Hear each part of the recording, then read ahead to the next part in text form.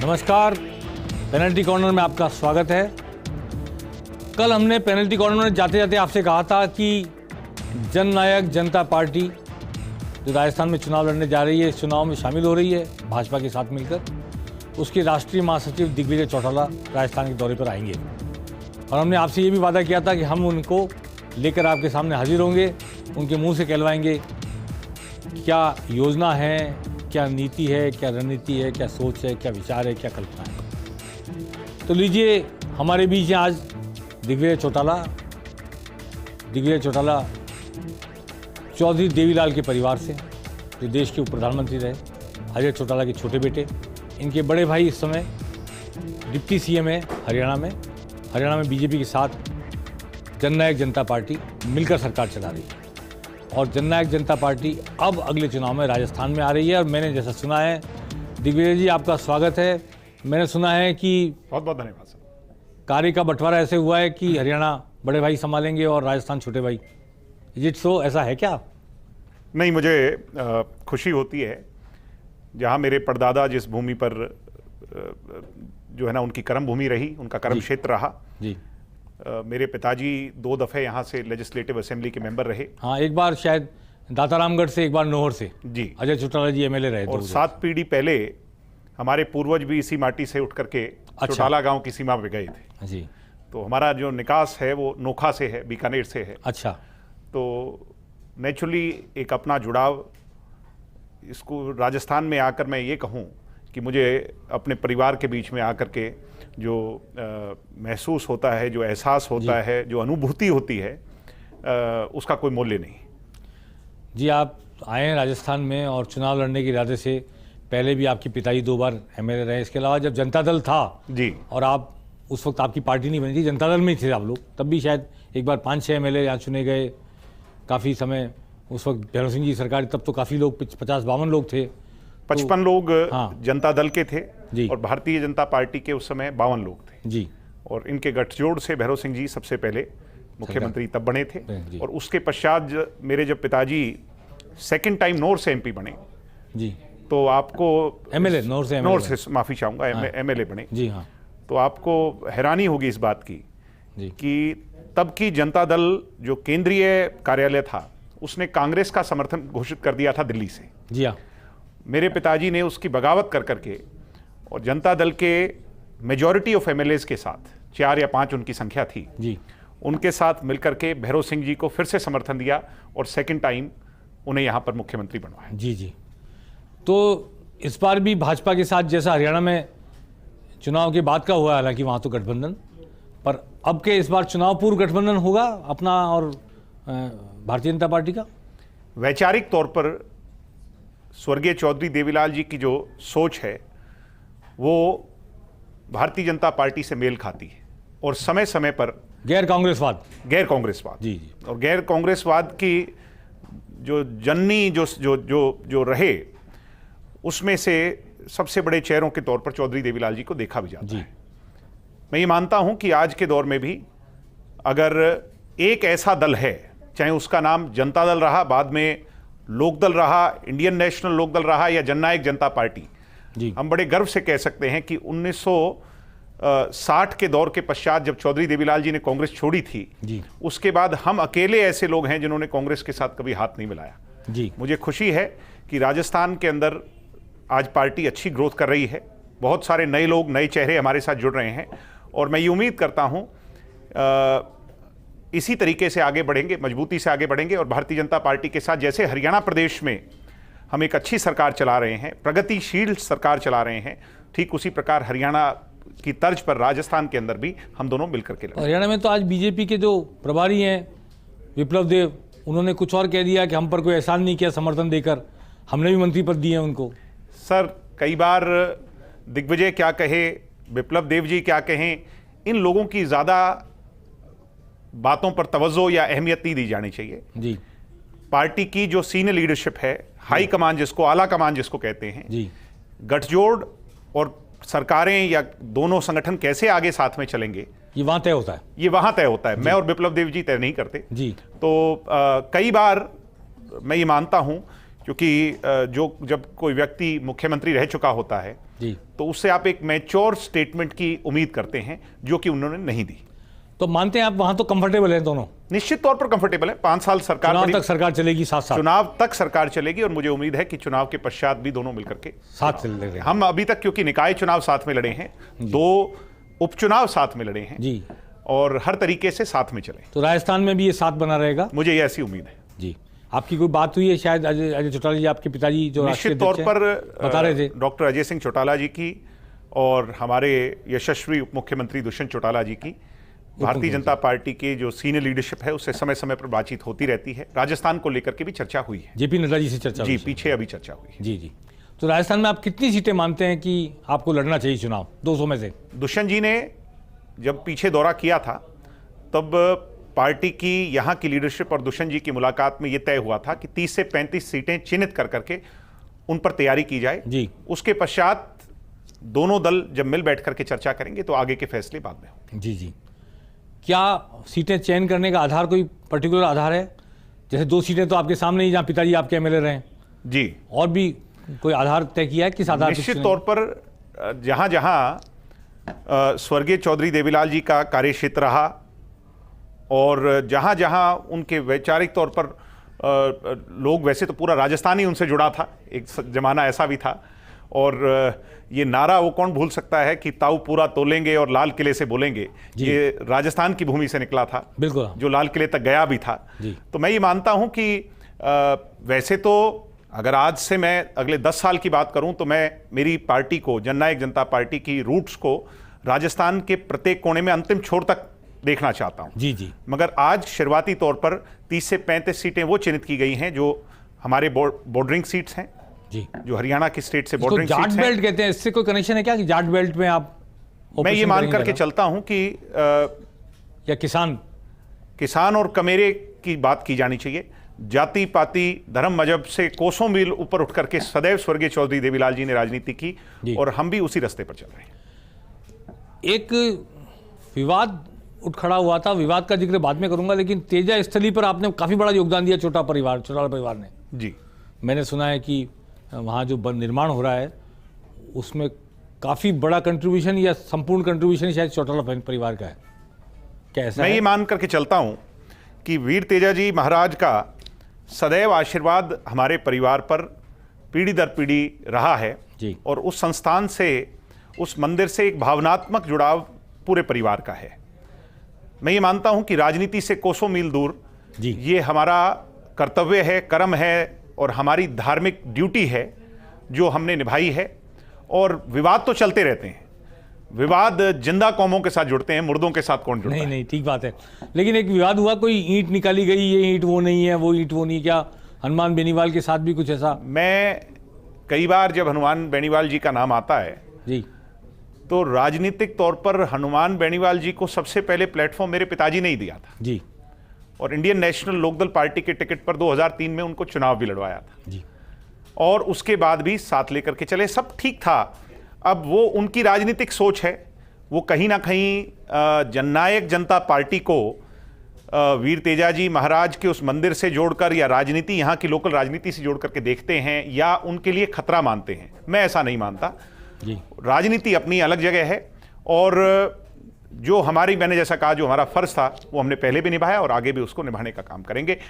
करोड़ों रुपए आज हरियाणा से परिवार की तरफ से भी, अन्य लोगों की तरफ से भी उस संस्थान के लिए, नवनिर्माण के लिए, संगमरमर का एक भव्य निर्माण, एक भव्य मंदिर बने जिसकी चर्चा ना केवल राष्ट्रीय पटल पर हो बल्कि अंतर्राष्ट्रीय स्तर पर उसकी चर्चा हो। आज वीर तेजाजी को मानने वाले ना केवल हिंदुस्तान में बसते हैं बल्कि दुनिया के कोने कोने में बसते हैं और वो उस संस्थान में आकर के वो जो है ना उसको देख सकें, तो वो हमारी ड्यूटी है, हम उसको निभा रहे हैं और आने वाले समय में जल्द उसको पूरा कर लिया जाए। एक चर्चा ये, जब से आपकी एक्टिविटी शुरू हुई है जननायक जनता पार्टी की, जी, मैंने अजय चौटाला जी से पूछा था, आपसे भी ये सवाल करना चाहता हूँ कि ऐसी चर्चा है कि भारतीय जनता पार्टी की जो पहले गठबंधन था लोकसभा चुनाव में हनुमान बेनीवाल से, जिसकी वजह से वो सांसद बने, बीजेपी का उनसे मन भर गया है, ऐसा लोग मानते हैं। मैं नहीं जानता वास्तविकता क्या है, मैं नहीं कह रहा ये बात। जी, राजनीतिक गलियारों में बातें, चर्चाएं होती रहती है, राजनीतिक चर्चाओं का कांग्रेस लें ना लें, अलग बात है, लेकिन चर्चा तो होती है। तो बीजेपी चाहती है कि जो गठबंधन आपका हरियाणा में है उसके आधार पर राजस्थान में भी प्रोसीड करें, आगे बढ़ें और उस पार्टी का मुकाबला किया जा सके जिस पार्टी का मुकाबला बीजेपी अपने दम पे नहीं कर सकती। सर, मैं ये मानता हूं कि राजनीतिक एनालिसिस तो आप मेरे से बेटर कर सकते हैं और बाहर से क्या दिख रहा है उसको आप बेटर देख सकते हैं। मैं ये मानता हूं कि सदैव हम पॉलिटिकली भी और सोशली भी राजस्थान के अंदर लोगों से जुड़े रहे। 10 साल का दौर ऐसा आया कि कांग्रेस की कारगुजारियां और कांग्रेस के वो कारनामे थे जिनके कारण मेरे दादा को, मेरे पिता को 10-10 साल की बेकसूर होते हुए भी कैद हुई और उसके कारण पीछे जो विघटन हुआ, दोनों पार्टियां बट गई, जो भी हालात रहे, हम 10 साल यहां नहीं आ सके। अब वो समय है कि उस कमी को हम पूरा करें।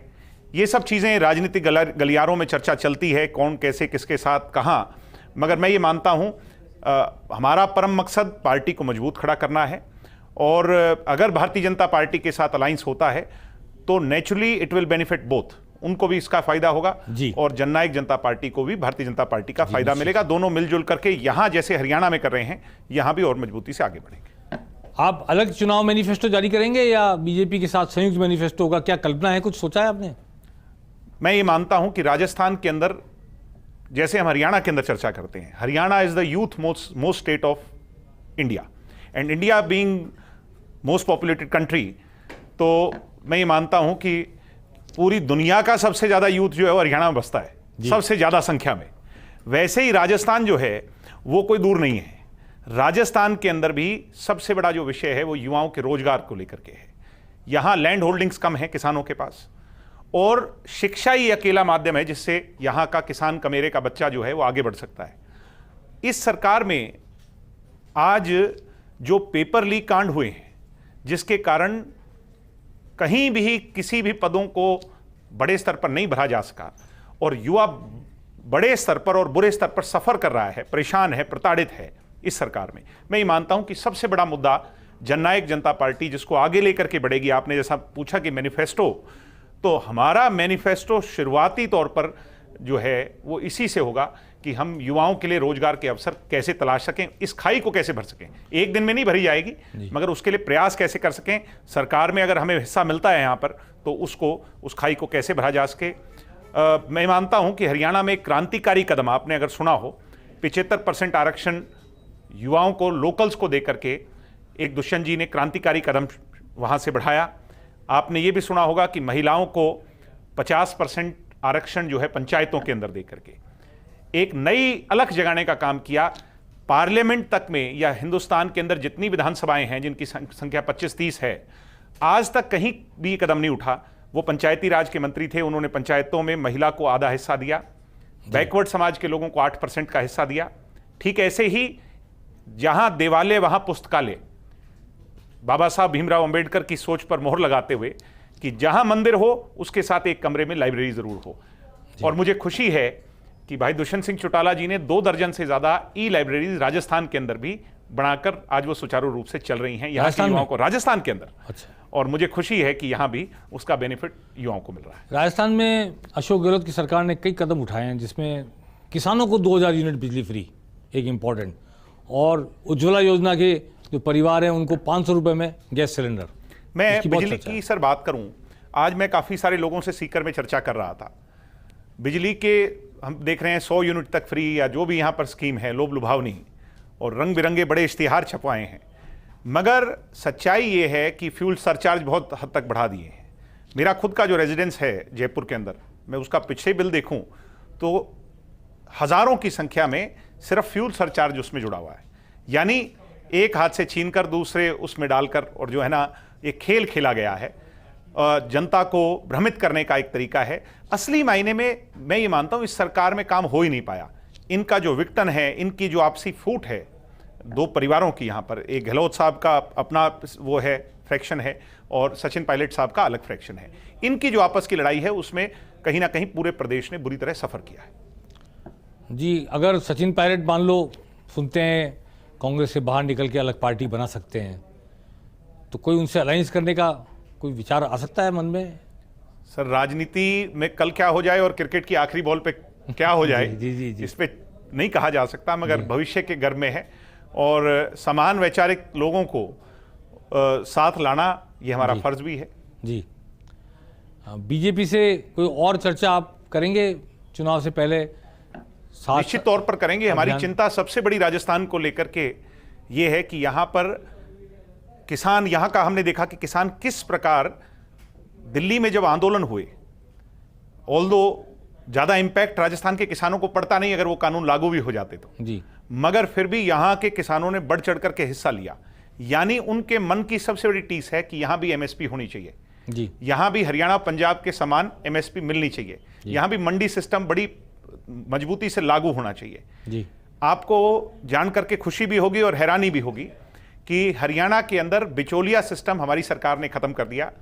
हमने आड़तियों के माध्यम से आने वाला पैसा, किसान का भुगतान किसान को सीधा उसके खाते में 72 घंटे में देने का निर्णायक कदम उठाया है और उसको अगले वर्ष तक हम 48 घंटे के अंदर, यानी किसान की पेमेंट 48 घंटे में चली जाएगी। अगर 24 घंटे भी लेट होगी तो उस पर ब्याज लगेगा, सरकार को वो देना पड़ेगा जी। तो ये एक बहुत निर्णायक कदम है। ठीक हम वैसी ही जो है ना सोच यहां पर लागू करना चाहते हैं। हम चाहते हैं कि यहां भी, यहां का किसान जो है वो जो है ना किसी उसको बैसाखी की आवश्यकता ना पड़े, उसको मजबूर और विवश ना होना पड़े, बल्कि वो मजबूत और ताकतवर हो और सरकार उसके लिए जो है ना ऐसा पायदान खड़ा करे। तो देखिए, जननायक जनता पार्टी के राष्ट्रीय महासचिव दिग्विजय चौटाला राजस्थान के दौरे पर हैं। पार्टी चुनाव लड़ेगी। बीजेपी के साथ जो गठबंधन हरियाणा में है उसके आधार पर और बातचीत के आधार पर इनका मानना है कि बीजेपी से सीटें लेंगे। मेरी जानकारी है कि 20 के आसपास सीटें मांगेंगे। आपका कहना है 30-35 सीटें मांगेंगे दिग्विजय चौटाला जी का।